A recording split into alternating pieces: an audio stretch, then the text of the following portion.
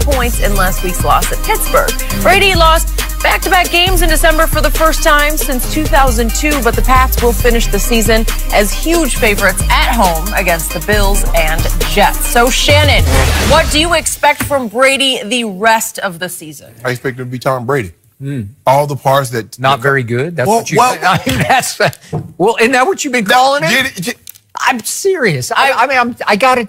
Are you looking for the question? No, I could have swore it was my turn. Okay, but wait a second. When you say, I expect him to be Tom Brady, all I've heard from you for the whole week is he's not very good anymore. So that's what you're expecting? You going to let me finish? I don't know. Okay, can I I need definition. I'm going to give you definition. Who is Tom Brady to, Shannon? Again, I've been told for the longest time, everything in New England as far as players are interchangeable except number 12. Well, that's a fact. Okay, then. Yeah. So this should have no effect on him because I saw him come back from a 28-3 deficit without Gronkowski. I saw him throw for the most yards in playoff history without Julian Edelman. So with that being said, this should be, as the word Cam Jordan, this should be a speed bump. This should have no effect on him because Skip Bayless has told you and I, Jenny, he go get 3 guys from Dorchester. Hey, now you're just being sarcastic. So what do you really expect? What's the truth?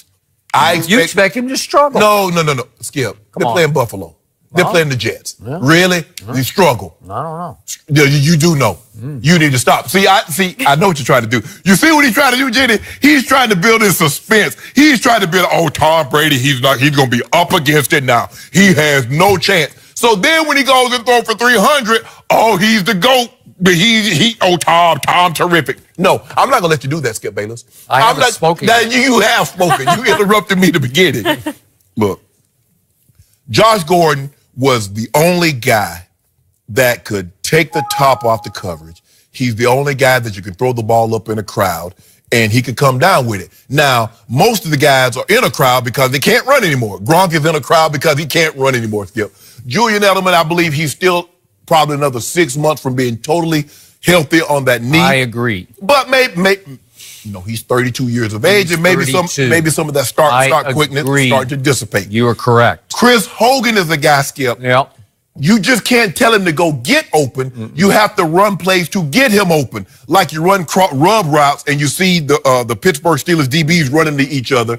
Now he has untouched 63 yards. Or run a fake reverse where the defense completely screws it up. And have Edelman throw him the ball down the field and they blow a coverage and boom. That's what you get. Right. But look, Josh Gordon was on the field 72% of the snaps for 11 games. He had 40 receptions, 720 yards, 3 touchdowns. So there was an outside chance, very outside, that he could get 1,000 yards after, missing the amount of time that he did miss. But the Patriots always find a way. It doesn't matter who comes or who goes. They find a way offensively to get it done. Now, what we're going to see is an uptick, Skip. And everybody looks at Kamara and they look at Christian McCaffrey and they look at Zeke. But the guy that has more targets than those guys is James White. He's the most targeted guy on their roster. So so we keep talking about check down Alex and dink and dunk Dak and around the line of scrimmage, old Andrew Luck.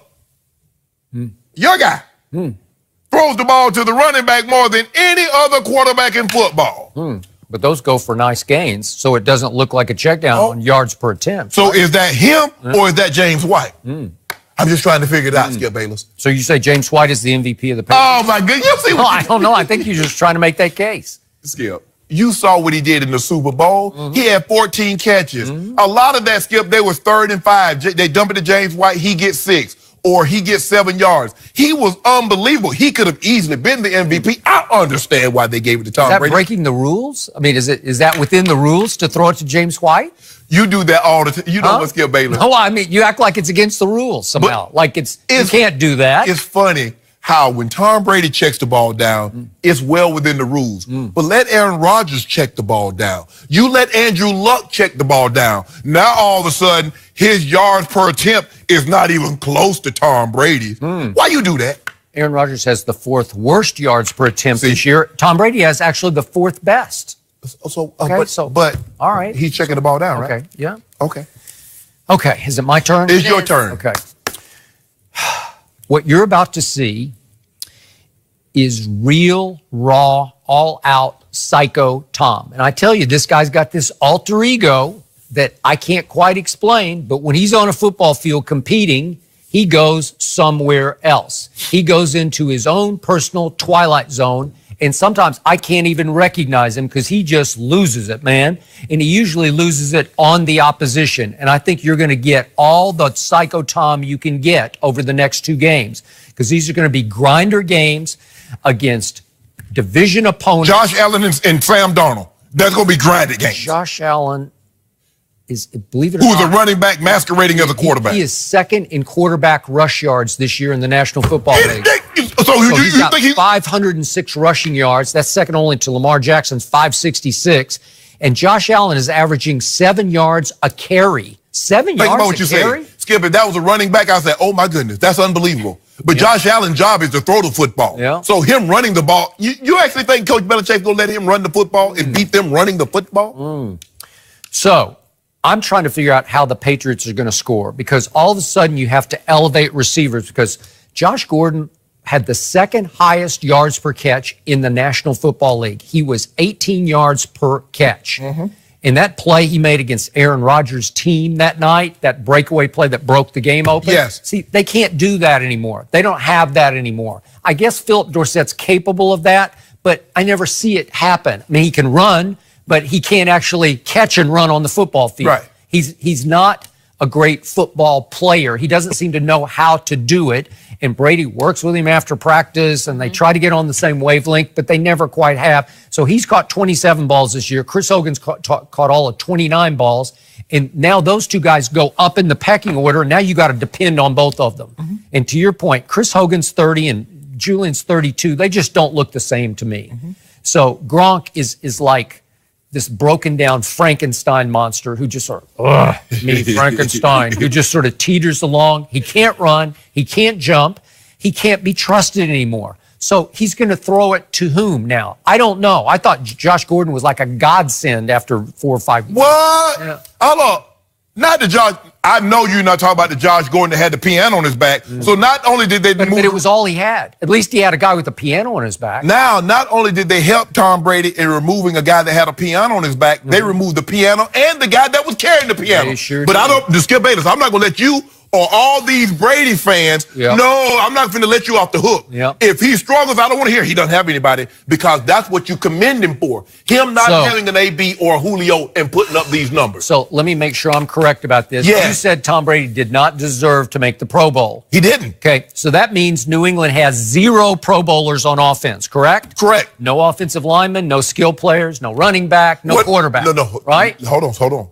They didn't have any 2018. Gronk is a multiple-time Pro Bowler. But he's not anymore. You just said it. So he's dismissed. He's out. So he's washed. So let me just make sure. So are we going to wipe away all the Pro Bowls and first-team All-Pros that he made? Yes. They had none this year. So on defense, the woeful New England Patriots featuring the genius Bill Belichick, who's lost his fastball on defense, coaching defense, they had 1 Pro Bowler. They had Stephon Gilmore, and that's it. How many from Buffalo? Yeah. I don't know. I don't really care. I'm talking about New England right now because on paper, I promise you, if you got GMs to vote on breaking down the teams, Buffalo would be right there with New England in talent across the board. They just would. I'll take LaShawn McCoy right now. He hurt. Yeah. Hurt. Well, I'll just take him. You want a hurt guy? So right now, yards per rushing attempt, New England is 28th. You like that? Because now you got to sort of go back and feature the run, right? Yeah. They're 28th in yards per rush attempt. You like that? I don't. Look. It looked to me that they were starting to turn the corner as far as being able to run the football, and then Sonny Michel got hurt again. Because remember, Skip, he was hurt coming into the season, and so he got his legs up on him. And I told you, I say, Skip, just be patient with it. They'll find a way to use him like they did at University of Georgia. And Josh McDaniels came up with some great schemes in the 3 wide receiver set, and he started to crease people. Then he got nicked, and so they kind of fell back to the pack as far as running the football. But you look. Is the moment that you think that all hope is gone in New England, they find a way to get it done. Okay. I expect them to do the same thing. I've seen a team that cannot rush the passer. It cannot get off the field on 3rd down. I think it's 29th in the league in stopping 3rd downs. And I saw a team that at Miami gave up 189 yard rushing and then 158 at Pittsburgh. that won't get it done. So Tom Brady's going to have to win in spite of a substandard Belichick defense and with no other Pro Bowlers on offense and having lost his best target. That means Tom Brady at age 41 is up against his highest degree of difficulty going into the playoffs in his career. Would you agree with that? It would be. It just would be. But right now, if you had GM's vote on receiving cores, New England would finish in the bottom 5. Yeah, I agree with that. Okay. They're not very good. Okay. So, defensively, I can just show you the numbers. They scream. I'm just being nice about it. It's a below average Belichick defense. Well, Skip, if you think about it, with the exception of Chandler Jones, they've really they haven't had since the McGinnises and the Seymours, a guy that can consistently get to the quarterback. And so what they try and make you do, they don't want to give up the home run. They want you to nickel and dime your way down the field. Once the field is condensed, they feel they can coax you into making a mistake, as opposed to giving up the 50-yard to 60-yard touchdown. If you notice, that's what they did to Pat Mahomes in the first half, Skip. Yeah, he drove the ball, but as soon as they got down to the red zone, they forced him into some turnovers. And that's the way they play defense. They force you to make a mistake, and then Tom Brady capitalizes on it. Okay, thank you. They still have number 12. Okay. So they can obviously beat Buffalo, and I believe they will beat a rookie quarterback with the Jets. Oh, they can beat Buffalo. Well, I think it'll be a grind. You watch it be a grind. Buffalo can play them tough. The Jets can play them tough. All I'm saying is that I don't want the excuse that Tom Brady doesn't have anybody, because that's why you call him the GOAT, because he doesn't have an AB or Julio, and he gets it done. He doesn't. Okay. Now he really doesn't. No. Call those guys from Dorchester. They're not busy. Well, he may have to call them this Sunday. Yeah, you know what I'm saying? They call them guys. No, he doesn't call them. He just waits until an hour before the game and goes up in the stands and said, hey, you three. Yeah. I'll take you three. Could you guys put some pads and helmets Well, the guys up in Dorchester, the boats are not going out this time of year. Really? So they're not busy. Available? Yeah. Hold some auditions. Yep. Well, all I know is the Patriots need the Eagles to take care of the Texans. We're going to talk about that game in just a minute, but that needs to happen. And if that happens, this team's got a shot. Come on, Texans. All right, let's jump to the Lakers because Anthony Davis, he's going to be in town tonight. Is he going to show LeBron who the real king is? We'll tell you next.